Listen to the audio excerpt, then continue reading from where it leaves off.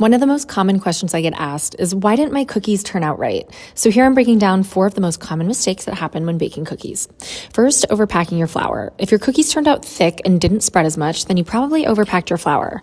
Always spoon your flour into a measuring cup, then level it off with the back of a knife so you don't end up over measuring. Secondly, not chilling your dough. If your cookies are too flat and not as chewy, it might be because you didn't chill your dough. Not all cookie recipes require chilling dough, but when they do, you have to do it. Otherwise, your cookie will end up spreading too much. Third, overmixing. If your cookie tastes tough and bready, you might have overmixed your dough.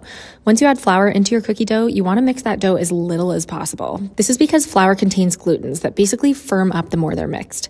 Instead, mix your cookies as little as possible to keep them chewy and soft.